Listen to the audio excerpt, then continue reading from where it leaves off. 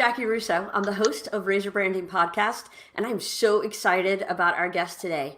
Brandon Journet, DJ Digital, as you probably know him, has been tearing it up in clubs and studios across the country. But before I even bring him on, I want you to know I'm going to have a special co-host today, Simone Onselet. Simone, how you doing? Good, Jackie. How's it going? Thanks for letting me co-host with you. Well, it only makes sense since you are officially DJ Digital's manager that you be here to A, make sure I don't put him in an awkward position by asking inappropriate questions, as well as keeping him on track with his appropriate answers. So, Didge, I'm excited. Didge, how you doing? Hey, what's going on, guys? Hey, not too much. How are you? Hey, doing well. It's Monday, but every day kind of feels like the same day lately. So, is it Saturday? Is it Monday? I don't know. They kind of all are the same. So as is our typical format, I want to start with talking about COVID and how it's affecting you. So what were all of your official job titles before the pandemic started, and then what are they now? So before the pandemic, I guess my official job titles, I'd have to say, first and foremost, I am the brand manager of Hot 107.9. It's a radio station here. Our company, Townsquare Media.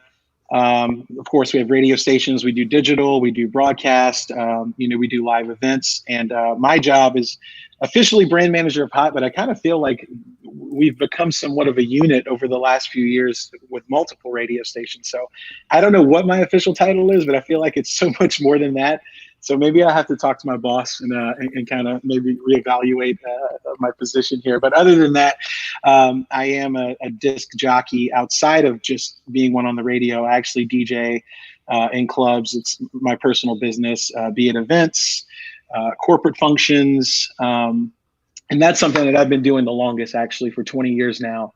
And then also I'm in a group, Clandestine Collective. It's pretty much a group of creatives. Sometimes we feel like an agency, other times we feel like promoters, but it's a lot of creatives, and we've been really community minded in a lot of the stuff that we've been doing. So I'm a managing partner there as well. So I guess it's a lot of hats, including the one I'm wearing today. That is a lot of hats. Yeah. So now that's who you were. Now we've got this global pandemic that comes in and sort of changes everything for everybody. So which of your jobs have changed the most? I'd have to say my job as just, as a DJ, being that it's the job that's actually been the most affected by the mandates. One of the first things to close, I guess more than anything, not even businesses closing, but gathering was the first thing that we kind of had to outlaw just because of the way that this, virus spread. So immediately, literally, I think March 14th, I squeezed in a last minute gig when it was like, I think the mandate was 200 or less or something. So we barely squeezed that by. I believe it was supposed to be the Patty in the Park after party, which that event was canceled. So, it kind of left me stuck with, a lineup of gigs for the next few months that I knew were pretty much canceled. So that one took the most adjusting. Booked. Yeah, I just gotten all booked up, and especially this year was one of the years where I was like, all right, I'm going to get this together. I'm going to be ahead of myself instead of chasing things. So, I had all these things happening. My wife was on board with me getting a new vehicle for the LLC, and we just got that, and we were all ready to go. We were gung-ho, and then all of a sudden everything came to a screeching halt in that regard. On the radio side, not much difference other than I became more of a news person than an entertaining radio person, but luckily we're so focused on community and local. That's something that's a part of the job already, but we became a lot more informative and helpful than joking around, entertaining. But definitely the DJ job for sure has changed the most, just because I really can't DJ for a gathering of people. So it's kind of weird. Well, you thought you couldn't, but then you started doing some gigs from your house. So talk to us about how all that came to be. You know what, Jackie, to be honest with you, being a DJ for 20 years now, my Fridays and Saturdays specifically were usually booked. Those are the most in demand, obviously, nights, days for events and gatherings. So it was something that I just felt the most natural doing, because I've had nights off, but after the second week, I said to myself, I'm just going to hop on and play some music. I've never done it before, but I think it's something that will be cool. I'll just, in my studio, I've got this wall of records. Again, thank you to my wife for allowing me to have an entire room in our house dedicated to strictly vinyl. And it was a chance for me to actually start cleaning it up. That's one thing she told me. She's like, you're going to clean that room up with because free time equals a lot of honeydews and chores. And that being one of them, I kind of just brought up, well, let's just try it and see what happens. And I got on with I guess the intent of just kind of playing some songs, and whoever wanted to check it out could. And man, it turned into something completely different, to be honest with you. How have the numbers been compared to what you kind of expected them to be? Just not even close. I was thinking, a couple friends, would just hop in, say hi, just music lovers. And it's turned into something completely different. Since I started kind of in mid-March, up until now, I've doubled my Facebook likes, from about 10,000 to almost, I think we're approaching 20,000 now. Streams average anywhere from 400 to 600 to 700 people, like constantly for 3 to 4 hours. Also, the time of me doing this. Initially, I thought I'll hop on for an hour, right? Just kind of play whatever. And now, I find myself at 3 and 4 hours going, okay, I got to cut this off. Right. You got to have more to do later. Otherwise, I can go on forever. But can I say what my favorite part is the comment section, and that it feels like a virtual club, and this weekend felt like a real wedding reception, and everyone playing along in that. Me and Louise sat on the back porch and laughed for hours and danced. It's so great what you have created in that. Yeah, it's kind of to be honest with you both, it's kind of an animal that I didn't think would show up in the midst of all this. It's really helped me get on my brand the way that I know I should have been doing it, but most people put themselves last, right? When you wear a lot of hats, your hat kind of gets the least attention. But it's been something that's been eye-opening for me more than anything, that it's more than just me getting on and playing music, which at the core, that's what I'm still doing. But it showed me that people were really looking for entertainment, and just like we do at events or anything that we do, it was a place for everyone to gather. And man, people have been so supportive, not only through tips and things like that, but just their words. I get messages that are and I've been screenshotting them, the most heartfelt messages from nurses that are working in Arizona that are from here, that I'm literally getting them through their shift, or someone who's on their patio that had just an impromptu dance party, or maybe it was someone's birthday and they were stuck at home. I had one of those, by the way, during COVID. And it's just to hear people tell me that I'm literally getting them through some of the toughest times, and sometimes just boredom. And just to see, like Simone said, the people who are now regulars, that they're looking for each other and they know each other by name. And it's overwhelming, Jackie. It's humbling. It's so many things, and I still can't wrap my head around it all, but it's forced me to kind of come up with new themes and keep it fresh, because now it's kind of something that people expect me to do. So I've got some plans in the works, I guess. And I also think it's something that I'm going to continue to do once things do get back to new normal, which is my favorite new buzzword. I missed your birthday. Did we do a big parade? Did people drive by with signs? I mean, Dude, isn't that the thing now? I think my birthday, much like a lot of things, I feel like that popped off like a week or two after my birthday. But I love seeing that. There was I kind of look at it as COVID phases. We had the window phase where people would just be at the window, visiting their grandfather. Love that. The birthday parades were amazing as well. I love that.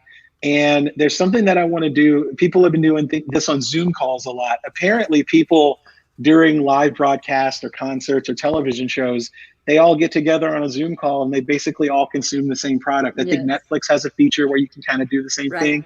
So, I've been kind of brainstorming. I'm doing it now in theory where people are chatting, but how funny would it be if we could actually see each other, during some of the live streams? So that's something we're working on at Clandestine right now, to kind of, bring to the masses. So it's forced me to be creative. And honestly, I'm just kind of being guided by what people are telling me and seeing what works. And the feedback's just been crazy. It is kind of awesome. My youngest turned 16 1 week into the shutdown. So there were no parades. there were no drop-off birthday treats. There were no posters. And every time somebody in Acadiana has had a birthday for the past 6 weeks, I've heard about how I dropped the ball as her mom and not making sure she had a proper celebration. That Not too late. I think to be fair, again, it's really, really blown up in the last 2 to 3 weeks. So, I don't know, maybe there can be like a belated birthday parade, but some of them are crazy. Like some of them are like, I'm like, why are things so much better during the coronavirus than we almost need to keep the same energy moving forward. Like, I feel like birthday parades shouldn't go away after this, right? Right. Well, and I think that's people. Humans find a way to be their best in times of trouble. And I think that's really where this whole show came from, was the opportunity to talk to people who are in business and have figured out how to do a pandemic pivot, because it's so hopeful to everyone else who's stuck saying, I just watched what I worked for 20 years collapse around me. Now what?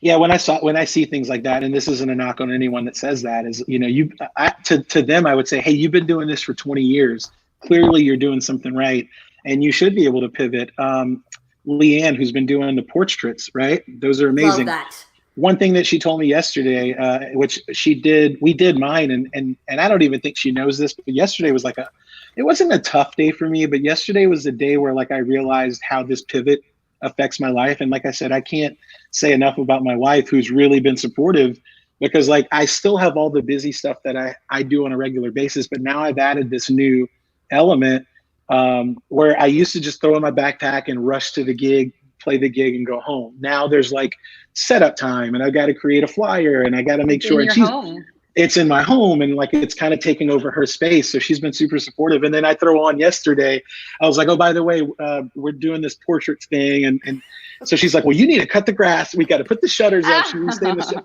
like I said, the cats groomed.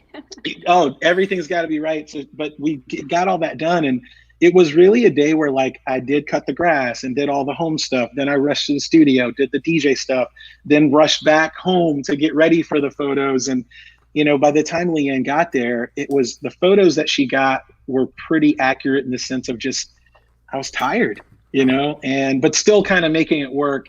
So one thing that she said, which is, kind of my original point, was, you could tell who struggled before, because the people who have struggled before, or maybe started from the ground up, they knew how to go back to that. And it's so true. And it doesn't mean you came from money or your parents. I'm just saying, if you've ever had to struggle or find a way, the people that have had to do it before, it wasn't hard for them to go back to that. So I think you're seeing a lot of people going back to that, finding a way. And you guys, obviously, I'm proud that you're doing this podcast, because honestly, would you be doing this otherwise? We'd be too busy. I'd be and way it kind of too goes, busy. it'd go back to the other point where I was saying, our hat is the last hat.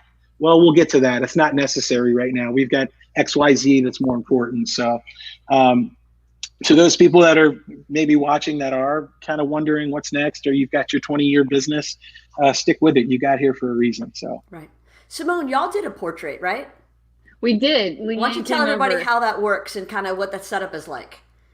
Yeah, so it's a candid moment for her to come and capture this period in time where we're all back porch sitting.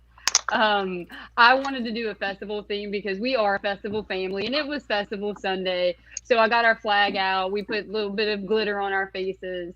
And Leanne just came over, and we opened up the windows, and we kind of hung out of them.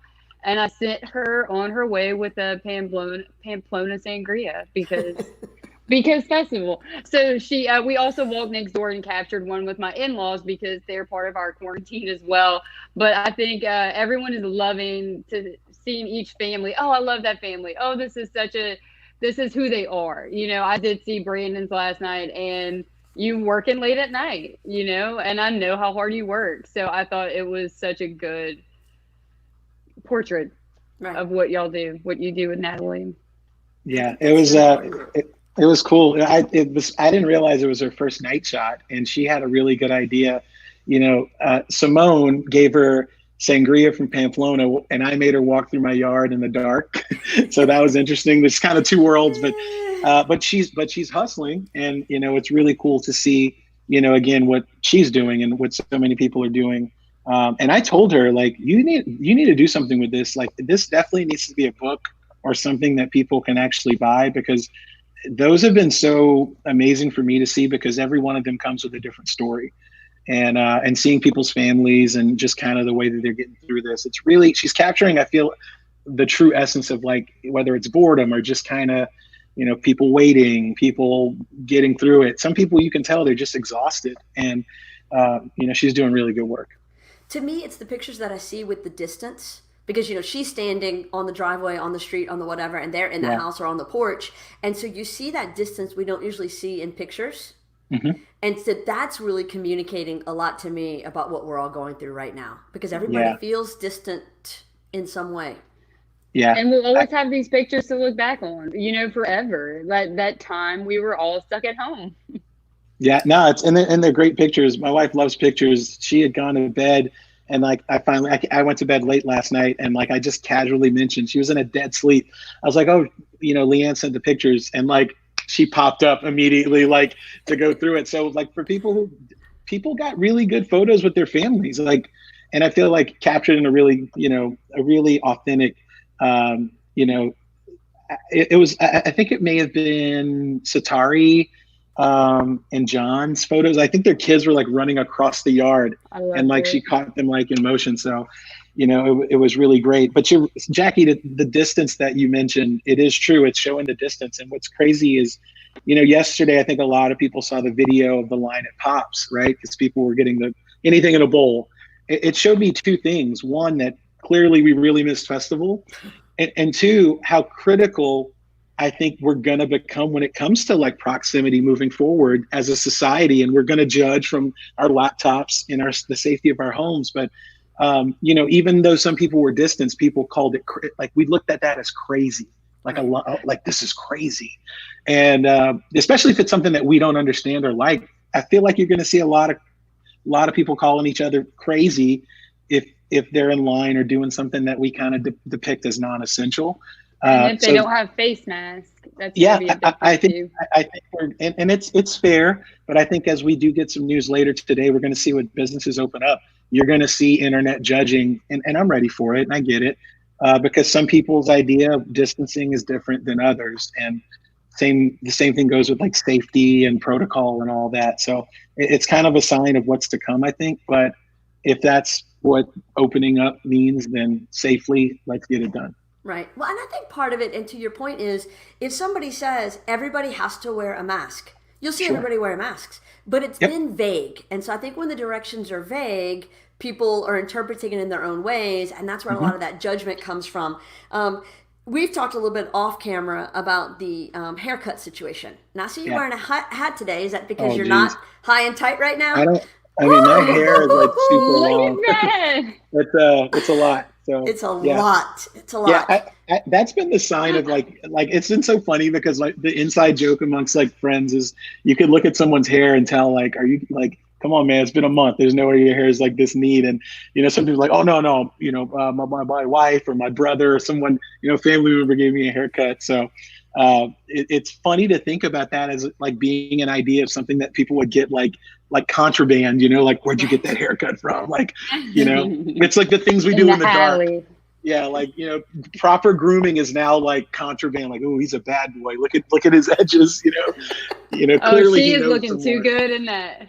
Exactly. Yeah, so I've never paid so much attention to roots before. So there you go. Well, yeah, you can pay attention to ours, because let me tell you, I'm not getting any backyard dues right now. As a matter of fact, this show would be much more professional if we had some hair and makeup stylists. But unfortunately, you get us as we are on a daily basis. Yeah. So I want to kind of go back to the beginning. How did you get your start? Like, when was the day you woke up and said, I'm going to be a disc jockey? So I was a music lover all my life. I know that sounds super vague, but to be more detailed about it, I have a sister, an older sister. She's 7 years older than me. So imagine me at 7 listening to the same music that my 14-year-old sister and her boyfriends are listening to. So it was 1988 and Two Live Crew. Oh, yeah. Groups like that. Yeah. I was listening to a lot of music as music was really taking off. Prince. I mean, I was exposed to so much, not to mention my family members during family events. I have an uncle who's got the most like eclectic taste in music, from like Najee. He likes jazz, and like, so like I've got all this music plus whatever was on in mom's minivan, right? Like all the soft rock or like adult hits. My dad loved R&B, a lot of Motown, Hall & Oates, a lot of yacht rock, stuff like that. And then the stuff I was into, you know, which is probably the like tip of the iceberg, corny pop music. So, you know, the 90s were really, really huge, I think, for music, at least, and just kind of how hip hop was coming of age. And so I had all this music around me. I've always loved it, collected it, kind of got into the, you know, wanting to DJ because I was always a creator. Played football in high school, but I was also on Speech Squad, like all 4 years. Took speech and drama, and like, but I can never do the competitions because I always had like half the year where I was doing this. But shout out to Sandra Broussard or Miss Laborde at Como High School, because I was around these creatives for 4 years. I took it as an elective for 4 years. So when you're around creatives, anything that you like, you want to be creative with it. So I was always into the idea of creating. We had a TV show on AOC called Dead Air, which is kind of like a knockoff Tom Green show. So I got into production that way, and through there ended up kind of getting into music production. Hello, Ed Bowie, if you're watching. Thank you for putting up with young me. But it really kind of sparked from there, wanting to create, and then kind of transitioning from video production, which was very expensive back in the day, to getting into audio production, and then just into DJing. And I fell in love with it right away.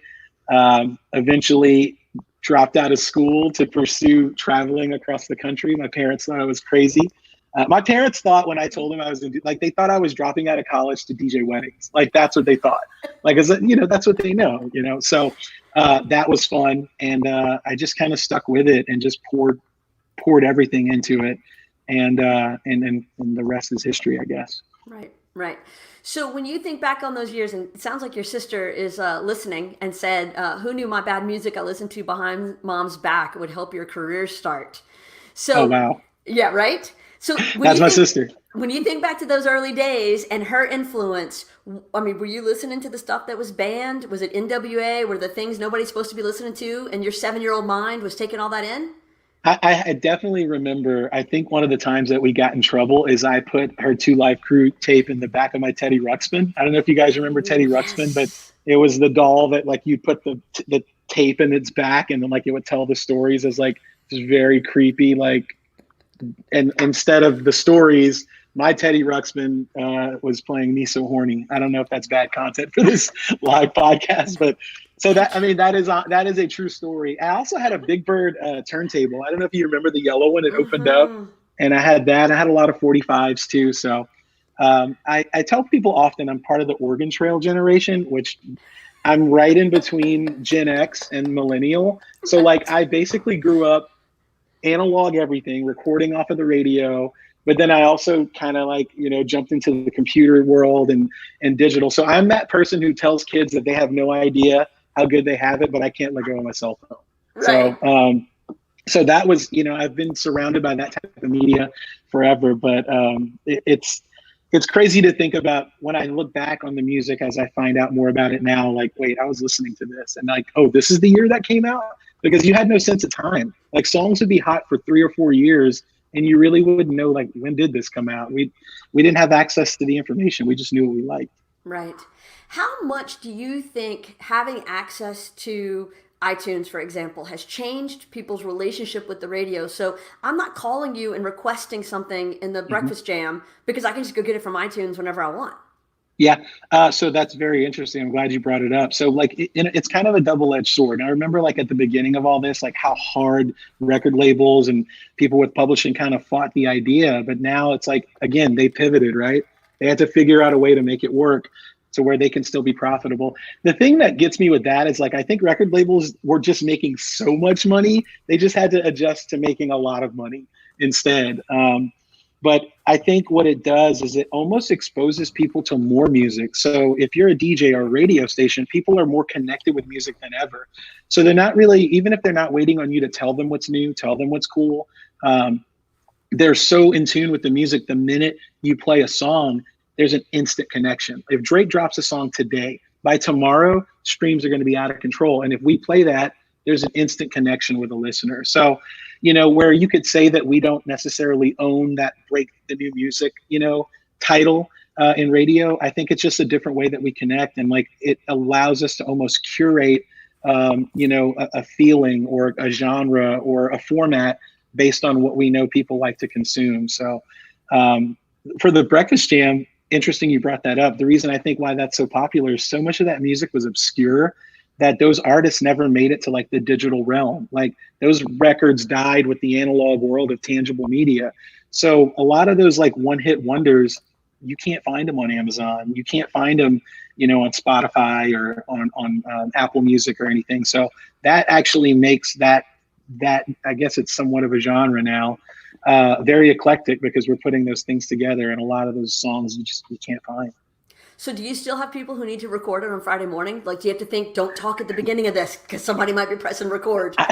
If there is someone out there recording with a tape, like call me up, because we'll probably be friends. Like if you're that person, I'll probably love you. But yeah, I don't know if anyone's doing it. But in this new world of Twitch, I think a lot of people are going to go. People do ask us all the time, can you guys upload the Breakfast Jam because we want to listen to it on demand? And I'm like, then you wouldn't tune in on Friday morning. Right. So we'll try to keep that as exclusive as possible. But I think in this new world, Jackie, I got to be honest, like I'm going to start implementing a lot of these things that I'm doing on my personal pages. I've asked myself, man, why haven't we done this with this whole morning show that we've done? So it's something Chris is doing too. So I think now that he's a lot more comfortable on camera, it'll be a lot easier to pull him along and go like, hey dude, we're going to have live cameras just running nonstop in the studio. Right. I think about what like Howard Stern has done or Joe Rogan, and that's what they're doing. They're recording live 100%. As they're recording. And so, to me, that's where we're headed. And this is just the catalyst to make you have to adapt. Yeah. It's funny. The people who have been doing this forever are so mad at people like us right now, because they've been, I've had a podcast for 10 years now. And like now all of a sudden everyone has a podcast, and some DJs who've been just kind of live streaming now that all like Jazzy Jeff is like my DJ idol, right? Sure. I don't get to see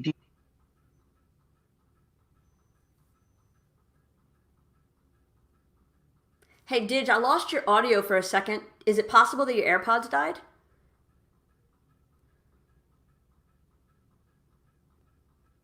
Don't worry, man. We've done this show 6 times now, and we've had a technical difficulty every time. That's the beauty of doing it live. So I'm going to just talk for a little bit while you get your new headset set up. One of the things that I've noticed about this adaptation that we're all having to go through, what we've been calling the pandemic pivot, is this podcast. So this podcast has been audio only for 2 years, and we've had about 6,000 downloads. And now in 2 weeks, we've had more than that watching it live than we did listening originally to just the audio only. So you talk about giving you opportunities. Are you back now? Yeah. Yay! Can you hear me? Yeah. Yes, perfectly. So it's cool about being a DJ is I literally have headphones like everywhere. So I've got a backup for the backup for the backup. So there you go. So what were you saying when your mic went down? Because I couldn't hear you. Oh, when my mic went down, I think I was talking about DJ Jazzy Jeff. Jazzy Jeff has been on, and I've been, I'm over here like fanning out, like I'm watching him, and I'm like, again, on a different scale, is this what people think about me? Is like we hear him, we see the flyers that he posts, but I'm not going to Nighttown. I'm not going to Tsunami Baton Rouge on the roof. I'm not driving an hour out of the way. I got kids, or I'm not going out there, or I'm tired. And I realized, hey, dude, you garnered all these followings, and you're really not other than a mix every few months. Like, what are you giving these people? The opportunity to come out and see me play. Okay, cool. But, it's like delivering that content. And I said to myself, is this how other people feel? Because they can actually watch me play, or they can hear that music, or if they just enjoy mixes, putting me on in the background. And that really kind of brought it full circle. But I've been just as excited to watch other people. Mark Broussard, I don't know if you've seen him and I kind of been buddies over the last few weeks, because we've been figuring this out together. Like, hey, man, what did you get to get that camera shot? And he's like, oh, dude. He's like, I feel like I'm more of a, Mark's raspy voice is my good Mark impression. Oh, dude, I feel like I'm more of a producer now than a musician, But again, it's that pivot. And Mark's another guy. I remember when he was getting signed, he brought something to me at the After Hours Club I was playing at. And he goes, met with Island, right? and they have Def Jam, and he goes, they gave me this, and it was the first iPod that was about to come out. It was loaded with their entire catalog. And like, that's Mark Broussard's story. But Mark has been, I remember when he was grinding and kind of getting it started. And again, people who have struggled, they find a way. But his production is amazing. He's made an investment. And I think people like me, I get to see Mark perform and play. And, you know, I don't get to see it as often as one might think, because he's never really playing around here. So I'm kind of enjoying it. And I'm hoping that a lot of artists and people get creative and do maybe distribute more content this way for people to consume. Right. I think it was the second or third week.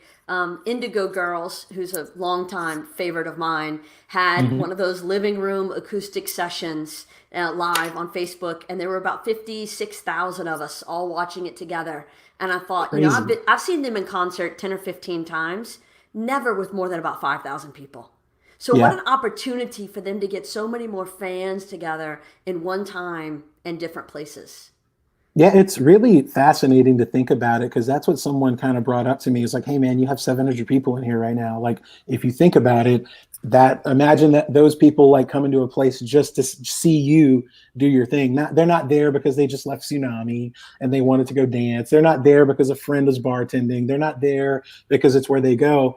And you know, it really opened my eyes to like opportunity. And again, how many people are just kind of sitting by doing their regular whatever, and I'm just, you know, you're not serving that client or that customer or that potential customer. And I think it goes so far beyond just DJing. I think the same goes for what you guys do. You know, how many potential clients are you missing out on because you're not doing a podcast? You know, even if it's, I said the coolest bartender in town. Bartenders can't work, but I guarantee if a bartender would get on Facebook Live and make a drink every Friday or Saturday and like go along and do it with them, people would probably tip them, and like it would be amazing because they would be showing them how to make drinks. And I challenged Chris Reed, his wife has a piece of cake, and I was like, she should do a cake from like start to finish while you DJ in the background. Yes. Like, how funny would that be? It'd be hilarious, you know? So funny ideas like that. I think like engaging things like that, like it doesn't matter what your business is. Someone probably could have made a killing if they got on and like did videos on how to do home haircuts, maybe. Oh, You know? big time. Yeah. Well, Brandon, can I tell you what my favorite part is about you live streaming? Go ahead. Because I know how you have this eclectic taste in music, and that you can go from wedding reception to a clandestine event to Tsunami Rooftop Festival after party show. I think it's really great that you have this captive audience watching you. All these requests come in and you're making it work, watching you scratch, and just they're getting a whole new appreciation for DJs in general, not just you. Yeah, I think that's one thing that'll come out of this, is whether it's artists, musicians, people are kind of seeing, like, that's one thing that I've definitely done a lot more of, is like my range, which it is eclectic, and for the most part, people do want to hear, surprise, the same songs over and over again. But you know, one thing that I will do, and I'm glad you brought that up, Simone, is like I kind of dedicated Sundays, and I did my first one yesterday, where I'm gonna play the stuff that like I really like. I'm gonna play the stuff off of that wall behind me, the records that have like kind of moved me over time, those records that I put in my Teddy Ruxpin, you know, as a kid, and the songs that mean a lot to me. Like Jackie, you brought up Indigo Girls. Like everyone's got like their group or their band that they just love everything about. But it was cool to have a smaller audience that was way more into the music and the eclectic nature of everything. So that is one thing. I'm glad you brought that up, Simone, that I think a lot of people have commented on. Is like, dude, you haven't played the same thing twice, and you've played for weeks now. They're fascinated by the amount of music, but that's been one of the fun parts about this, I guess. What's the craziest request you've ever gotten? Craziest request I've ever gotten is usually the song that I just played. Sometimes people request a song. Like I've literally had someone come up to me and like, thank God everything's digital now, because like it's on a laptop, and like, hey, can you play this? And I'm like, it's on right now, you know. Craziest request, I'll tell you this. So far during and I'll go during the COVID times, it's the people that literally offer an enormous amount of money in a tip to hear this really obscure record, But I'm like, that record has to mean something to them. And it's actually led me to discover a few pretty cool songs. A Prince song that I realized I didn't even have. Someone really wanted to hear it. And it just shows you the power of music. You know, for me, playing that song for 2 minutes for them, meant so much to them. So that's probably been the craziest request thus far, because it really shows me just how much music can move people, and how much doing these live streams can actually make a difference for people that are kind of sitting at home with nothing to do. What's one of the biggest fails? Like equipment failure, music failure, like you've gotten to the gig and oh crap. Oh man, it's the simplest, but like it is literally like the 100% death penalty of DJing is showing up to the gig and forgetting your laptop charger. No. I've rolled up out of town. New Orleans, like New Orleans is kind of a second home to me. And I've rolled up, had everything, backpack, laptop, mixer, got everything. And that's the one thing that, and the reason why is like, because the gig can start, but you literally have as much time as that battery says.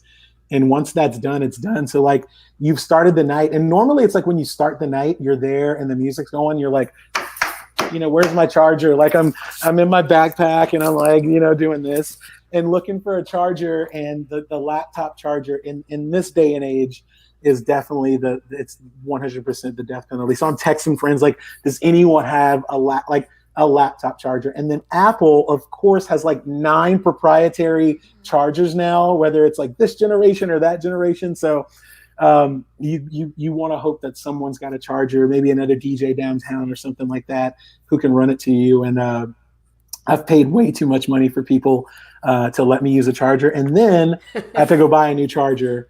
Right. Also, they're frail. I don't know if you guys are Apple users. So like once that, like I've had the charger before and plugged it in and thought it was charging, and then like come midnight, I see my laptop dim. And I'm like, I thought I was, oh my God. And I look down and I see this frayed, cord, and you just literally, you freak out, because it's like watching sand in an hourglass, like just kind of fall. And that at a certain point, you've got 1,000 people in front of you. You got a promoter over here, and oh my God. I thought you were going to tell the story of whenever you were in New Orleans and the wind blew all your records in the street. I got so many stories. Like, how long is this podcast? I got as long as you want. I got some serious. I got some good fails. That is a good one. I love that story. Well, if you've been to New Orleans, you know what I'm talking about. In front of Harrah's, it was an event that was set up. It had to be Mardi Gras, because that's when I just remember barricades. And it's someone, I think Red Bull or someone, set up in front of Harrah's. And if you've ever been on Canal or Poydras, especially down near the Hilton, near Harrah's, you know what the wind is like coming off of the river. So just imagine me set up. I've got my turntables I got my records on the turntables, and just this massive gust of wind picks up one of the records off of the turntable, and I literally watch almost like a cartoon. And I'm on this stage. I watch the record fly through the air like a frisbee, hit the ground, and literally just roll down Canal. And it was just like, so good. That makes my heart sad. But I had to figure it out, and like I ended up playing on one turntable, like using doubles. Like I would mix to one side and switch it to like the automated side, and oh my God. I could tell you about walking through the quarter in freezing cold temperatures, carrying 2 50-pound turntables because I didn't get through the barricades fast enough. It's just so many different fails. Were you hoping he was going to talk about Rob Kirkpatrick dropping some nachos at a VIP Saints event? Because that's what I was hoping for. I wasn't going to do that to Rob, but since we're there, I mean. Oh, it's happening. Yeah. Best time ever. Best time ever. I've had some friends embarrass me, like people that were on my guest list end up doing something like that, and like people looking over at me like, who brought this person in here? And I'm just like, I don't know. Yeah, I don't know who that guy is, but I think you may have been there when he dropped those nachos. Oh, Jackie. I was walking up as he did it. You probably had to walk saw around everybody around him go like this and distance themselves. You talk about 6-foot social distancing. Yeah. It was Rob's nachos are on the ground. We don't know him. Definitely more of a Rob. We made up a dance to it. Yeah. It definitely more of a Rob fail, and that was the first day he wore the Canadian tuxedo. He was wearing denim on denim, so he really stuck out as the guy with the denim on He's gonna denim hate us. who spilled his nachos. Yeah, that was. I'll never forget that. That was That was amazing. good. Those were good times. Those were very good times. So Simone, what are some of the craziest requests that people have asked for when you've been talking to somebody about booking DJ digital? Yeah, I think that one of the crazier ones that I've gotten is, hey, can you come to my house and play a silent disco for me and 10 people? So it's like, well, Are they going to fly you there on the private jet and they've got some crazy It- like international money maybe? I'm like, we could send you a playlist, give you some headphones, and you guys just do like this all night with each other. You know, those sound crazy, Simone, until they actually pan out and end up being a very lucrative opportunity. So I've kind of learned For that 10 like, people? hold on, I say that, but like I've done some things like that ended up turning into like you don't know what 10 people are going to be there, and it's really crazy to think of like some of the bigger gigs that I have. Like I've working with the company Giovanni, which by the way I didn't know what Giovanni was. Obviously, I'm not in the evening gown or ball dress market, but I think it's when Trump had Miss USA. Mm-hmm. Was that the pageant that he had? Mm-hmm. But do you remember when it was in Baton Rouge? Mm-hmm. So I was playing the after party for that, and the same friend who booked me for that was like, hey, this promoter is wondering if, they've got a big sponsor that needs a DJ for a runway show, Giovanni. And I'm like, what is this fly-by-night sounding thing? Like, I'm looking it up. I'm like, this looks like some sort of ordered on Wish type thing. So I ended up doing it, and then then I ended up doing the after party, and like this guy is dancing with all like the Miss Teen USA girls on this runway, and he comes up to me and he's like, "You're the greatest DJ I've ever seen in my life. I want you to play all of my events. I own this company." And I'm still thinking it's a fly-by-night company at the time, by the way. So I'm like, yeah, man, whatever, just hit me up, and I left it at that. And like 3 weeks later, I get a random call from someone who's like, Abraham is my boss. He owns Giovanni. She tracked me down, and it turned out to be one of the coolest partnerships that I've ever actually made. And it's a company that I work with a few times a year.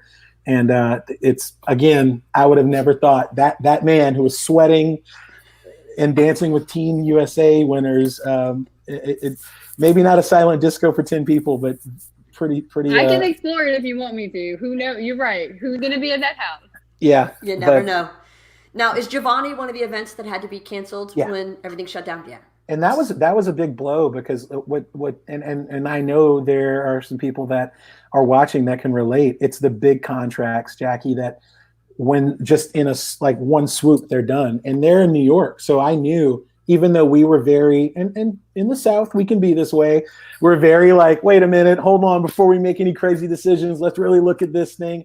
I mean, I knew when I found out it was gone, like completely, they were already on home like lockdown for like a week or so in New York. And I just kept in the back of my mind, I was like, I know this is going to cancel, because the gig was in Atlanta, and they're based in New York. So I was like, their whole perspective of this is way different than ours, just because of the cases and just how much it was affecting them.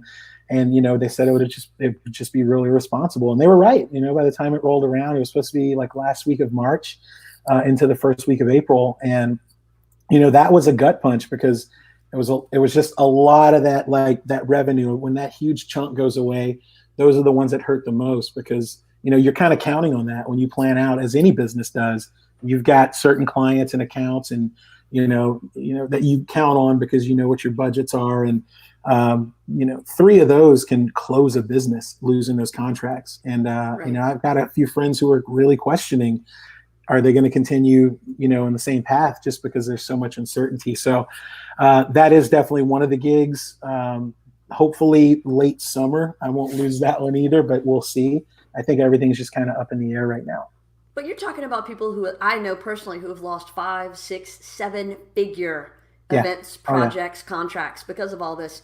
That's hard to recover from for a business that counted on that money. Well, specifically, just, piggybacking on what you said, especially if it's something that can't be made up. And what I do is very time sensitive. So, people have said that, I hate to be the bearer of bad news for my DJ friends or event friends or people and I don't call it the event industry anymore. Clearly, we're in the gathering business, because if people can't gather, we're not working. Right. Those dates, if someone makes up a wedding, I was supposed to do one Saturday. Well, if she makes that up, it's amazing. I could be like, oh, I didn't lose it. But yes, I did, because time is money. And as that timeline moves, I can't make up a Saturday, because the Saturday I schedule hers on is a Saturday that I would have made, money doing something else, or signed a contract for something else, or maybe just even going on vacation, things like that. You don't get that time back. So you're right. People that have lost those contracts, especially if it's time sensitive, it's hard to recoup that money. Right. Well, I think about that like with the people who are cutting hair. Sure, I'm due for an appointment, as we all are, but they're not going to get 2 out of me in May. Nope. So the one I would have had in March and the one I need to have in May, March is gone and it's not coming back. Yeah. I feel like that's the most, and I know this is so unofficial, so please don't hold me to my word. I truly feel like that industry is the industry that has been, I don't want to say forgotten in all this, because the reason I say forgotten is because you've seen fundraisers and things, and and it's so great that people are doing it. I'm not knocking any fundraisers. I think our people on the front lines in the medical field, I think our restaurant people, service industry, all these people are great. But I'm looking at these people that have no way to go live on Facebook. There's no way for them to recoup, and they're literally shut down by law, and you can't make that up at all. And I really think about them, just kind of being forced to stay at home and in the beauty industry. But more so than anything, I say it because it's something that every single person can relate to. If you get a haircut, which everyone gets their haircut, hopefully, and then you go down from there. If you get your nails done, if you go to, if you got this bomb skin regimen that you have, but haircuts, everybody gets a haircut. And I think that's the one thing that we can all relate to, almost just as much as music.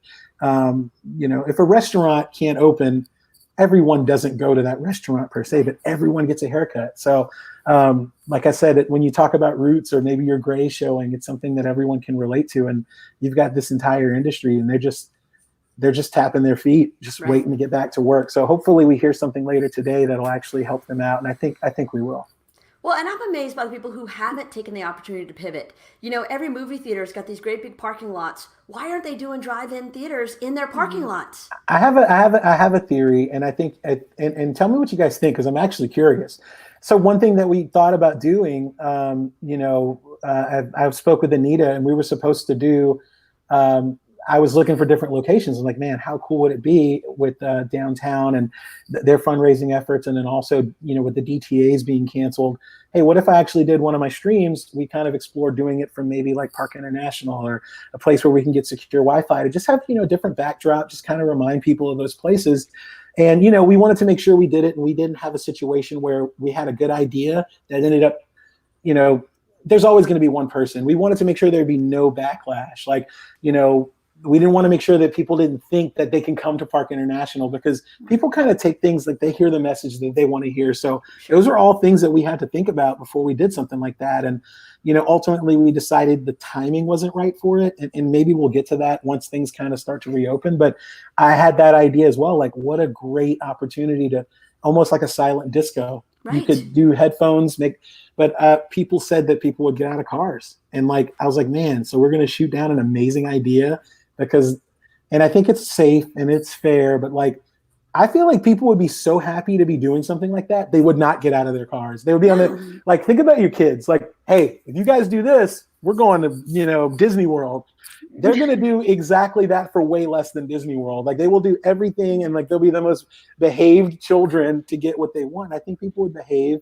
But that's one thing that I thought about. How cool if I did a silent disco, and instead of the headphones being on people in the crowd where they can choose with DJs, you can drive up in a huge parking lot. What an amazing opportunity to play live for a limited amount of people that can come out and enjoy that. So I think, Jackie, we're going to get to that once it's a little safer, where we maybe can't congregate, but it is still safe. If a movie theater says, we 1,000 people can be in here, so now we can do 20%.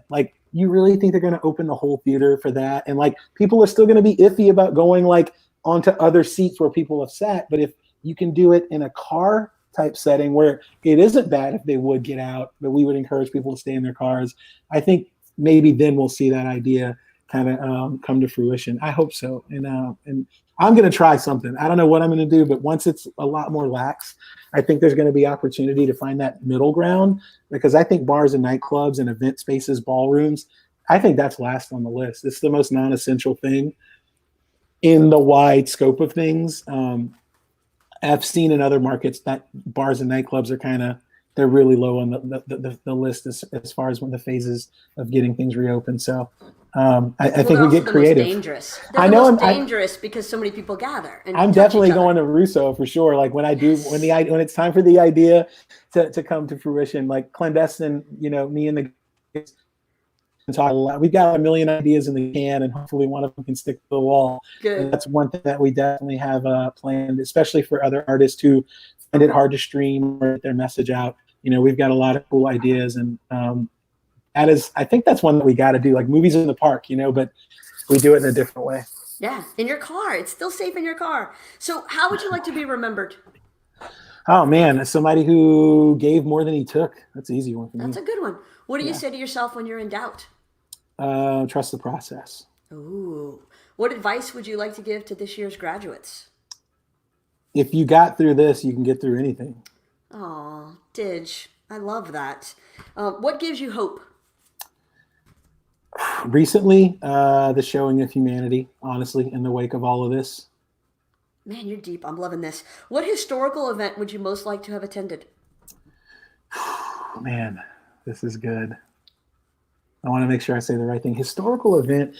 Man, everybody talks about Prince playing at the Plaza. Right. And I know there's way bigger historical events, but if that's I a big one. Hyper local, there's that, or apparently strawberries in the 90s, somebody snatched Tupac's chain off. Strawberries. So I mean, I'm gonna go ridiculous on that, but like the Prince playing at the Plaza story, we actually did a full tongue-in-cheek behind the music thing with it. It ended up being one of the biggest pieces of content we've ever done. But in Lafayette history, I would love to have been at the Prince concert at the Plaza. That's a big one. I think so. I would agree. What's the best mistake you ever made? Dropping out of college to pursue this wild dream of traveling the country and playing music. Absolutely, because it got you to where you are right now. What's your funny story with that before you move on? Okay. I was in school for mass comm radio and TV broadcasts. It worked out. I mean, you're still using some of those same skills. I probably learned more doing what I was doing. And that's one thing I could tell everybody in 2020. Whatever you choose to do it and stick with it, because if you're in school, don't sit around at mom's house. Jump into something right now and stick with it. It was just amazing to learn that way, and it got me into radio, which is what I was going to school for in the first place. So, right. And you're here now. What's your pettiest pet peeve? Oh my God! Oh man, you're hitting all my fortes, because I have some terrible petty pet peeves. Oh man, what's I want to go super petty for this one. Yeah. Pettiest pet peeve. Oh, here we go. This is so judgmental, and it started with my little brother. I would come inside from either football practice or playing, and he would be at home in jeans with no socks, but the jeans were longer. Bootcut jeans are longer, and they go. And just the sound of him in barefoot, it's the pettiest thing in the world. And when I see people do it today, when I hear jeans dragging on the ground because they're too long, it's oh my, that's it. That's nails on a chalkboard. Pretty much. I can get really petty, Jackie. I got the silliest pet peeves that mean nothing. Dude, that's awesome. Okay, we're gonna move into the lightning round questions that I always ask, and then Simone has her own special set of lightning round questions just for you. So I'll go first. Favorite place on earth?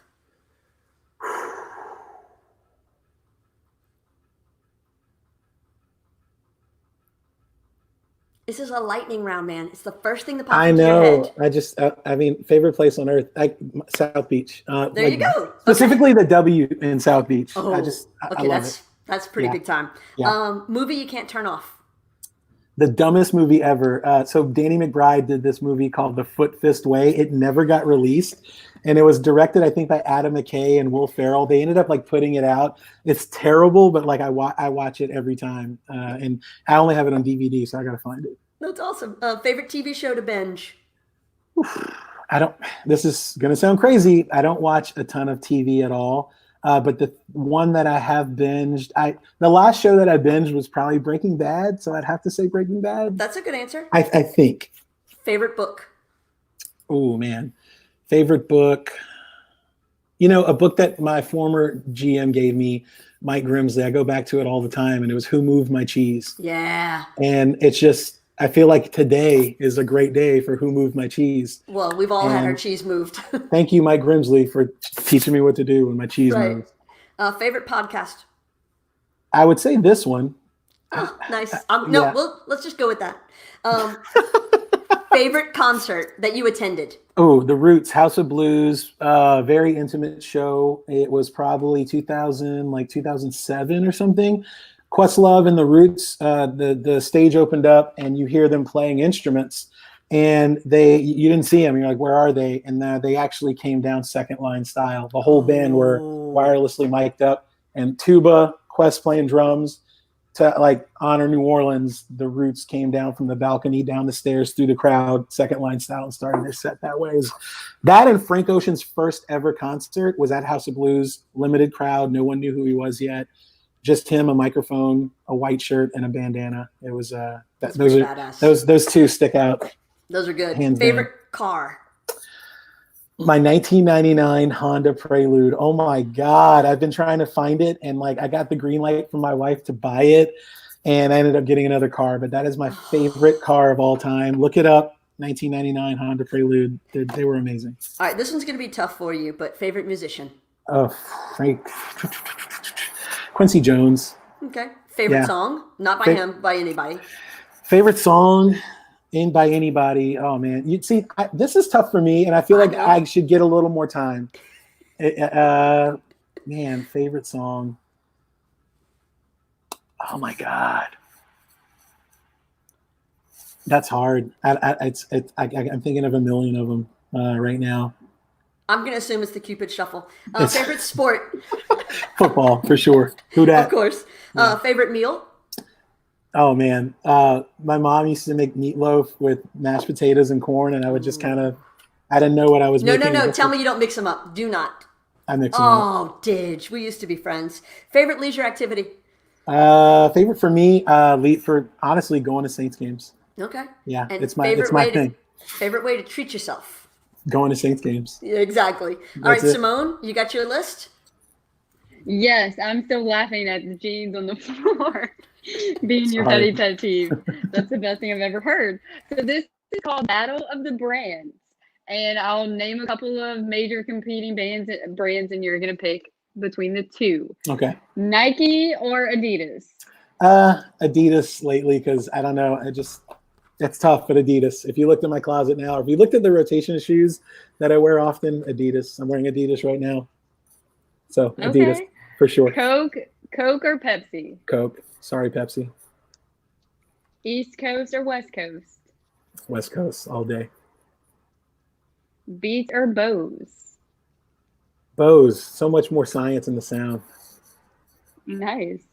I know the answer to this one. BMW or Mercedes? BMW all day, every day. Billy's Boudin or Best Stop? Ooh, plot twist. Guess who doesn't eat Boudin? But Best Stop brings Boudin. Like I know Best Stop. Like I can eat it, and like I've tried it and had it, and Best Stop kind of kills, man. And it's the Boudin that I have the most. So no disrespect, Billy's. I see the line. I know you guys got it. With or without my endorsement, but Best Stop for sure. And this is the last one: Popeyes or Chick-fil-A? Popeyes. Sorry, Chick-fil-A. Y'all are awesome, but you just got to go with what you know. Shout out to the Popeyes buffet. That's right, the only one in the world, right here in Lafayette. Thank you very much. Yeah. Thank you, Simone, and we appreciate you being a part of it this time. Okay, we're going to conclude with the Actors Studio questions.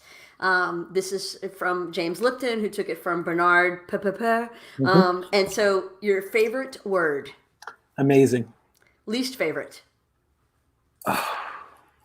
Literally. That is literally true. What turns you on?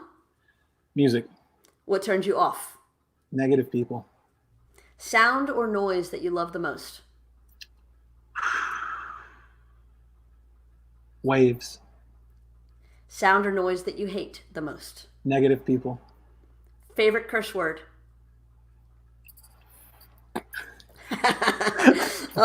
What profession other than your own would you like to attempt? Probably I always said if I didn't do this, I would be in education. And more lately than ever, some sort of leadership role, being a lot more hands-on with my business, maybe business management. But I also think that life management, business management, is that really a thing? I don't know. But I love the idea of education in any capacity to actually kind of help the greater good, the greater community, to be honest with you, especially our youth. What profession would you not like to do? Work offshore, man. They're stressed all the time. Like, it's hard work. Seriously, it is hard work, and I think it's just so volatile. But that just popped into my mind. But that's a good answer. You know what? My real answer, Jackie, is anything that I don't love, anything that I go in, no matter how much the money is, I just hate what I do. Anything that I would just be doing for the money. Right. And last but not least, when you arrive at heaven, what do you want God to say to you at the pearly gates? Not bad, dude. Good. DJ Digital, thank you. I appreciate you spending this time with us. It's been a great hour. I think everybody enjoyed it. I appreciate you and awesome. all that you do for Acadiana, for downtown, and for all of us and keeping us in the music.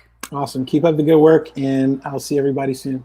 Thank you very much. And to everybody who tuned in, we really appreciate you taking the time with us. And be sure to come back on Wednesday. We're going to be interviewing Bradley, who is getting ready to open Handy Stop Grocery downtown. And we'll talk about what it's like to open a store in the middle of a pandemic and the challenges that has involved with him. But he's close, y'all. He's real close to bringing a grocery store right into our little food desert. So thank you all very much, and we'll see you in a couple days.